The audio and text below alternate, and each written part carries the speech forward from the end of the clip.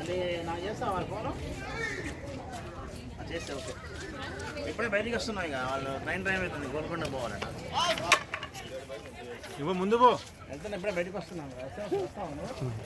బాబు నిచ్చారా కదా ఇక్కడ తర్వాత నువ్వు అక్కడే ఉండవు.